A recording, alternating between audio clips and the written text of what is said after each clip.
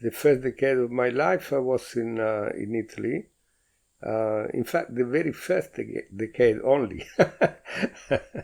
I was brought up between Gaeta, which is about midway between Napoli and Roma, and mostly in Campagnano Romano, which is a village town, small town, about 20 kilometers from Rome.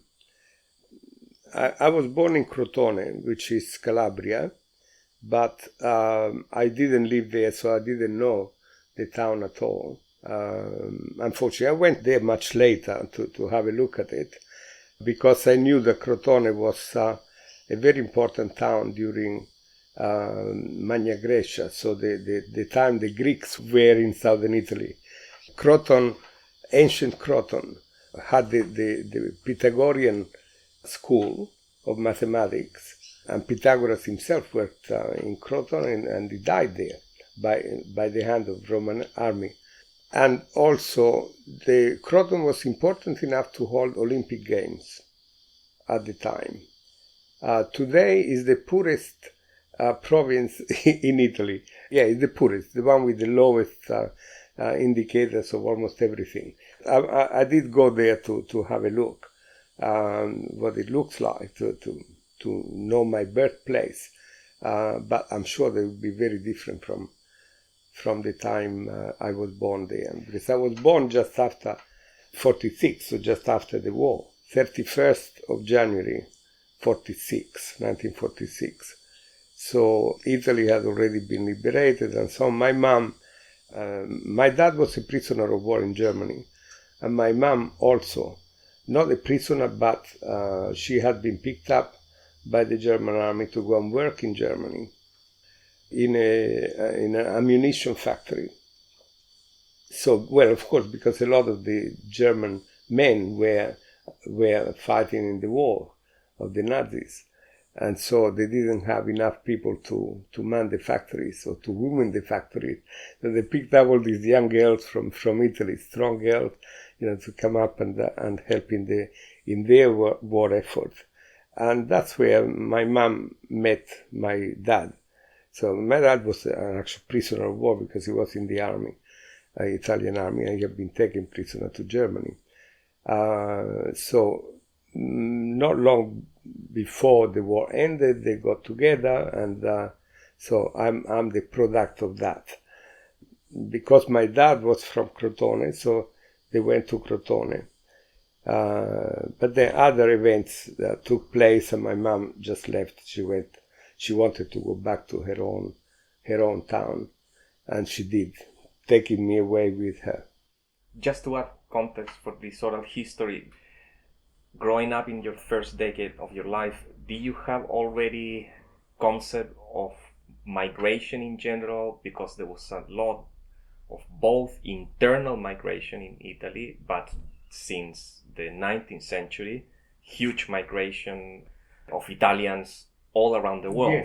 Yes, so especially after the Second World War, the great big wave of migration. In fact, I know that the Gasperi, the Prime Minister of Italy at the time, was saying to everybody, learn a language and go somewhere else, because here it's very difficult. I mean, Italy was destroyed. I mean, its industrial infrastructure was hardly existing. But anyway, I was, even though we're talking about a child, 10-year-old, 11-year-old, I was in a boarding school of nuns, and I was fully aware of migration because my mom and her partner went to Venezuela.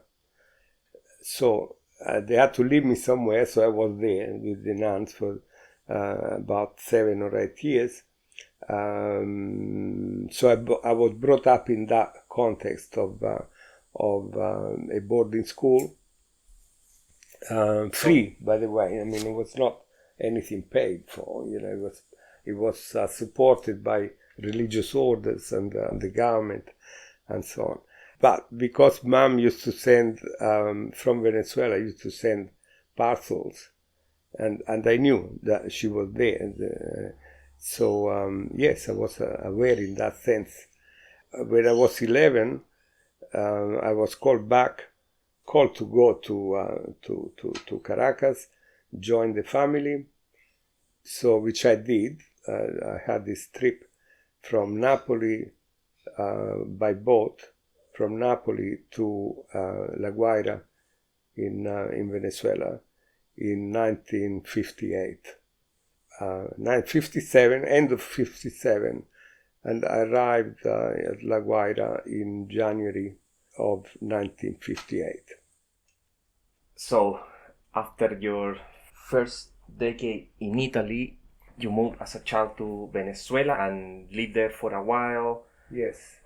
So I'm very interested to know in how you arrived as a 10, 11-year-old, Yeah. and how your own sense of self in Venezuela, how your own sense of self regarding nationality, ethnic background, and language was influenced by that Latin American experience. Right, yes. Well, certainly Venezuela had a great influence on me.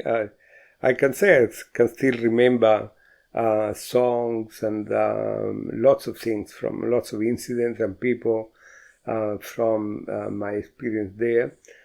I did 1 year of primary school there, sexto grado, grade 6. Because Italy had still has 5 grades of primary, and so in Venezuela they wanted me to do the 6th grade of primary, which I did quite happily. And there I learned Spanish very quickly, because at that age you don't really have. After a couple of years, I was not distinguishable from other Caraqueño boys. And so I had the Caracas accent and in Spanish. After that, I went to the Lyceum. Yeah, the name of the Lyceum was Liceo Gustavo Herrera in Caracas. And there I nearly completed the high school. 5 years. And the Italian and the Spanish were at the same level? At the time, probably my Spanish was stronger. Yes, as I say, I was not distinguishable from other boys in the Lyceum. And it was very active also, socially, politically. It was a very interesting experience for me. The boys and girls there, because it was a comprehensive school. Very, very vocal, very organized, very aware of the world. And I remember we studied in geography, just all the exploitation of Venezuela and South America by the USA.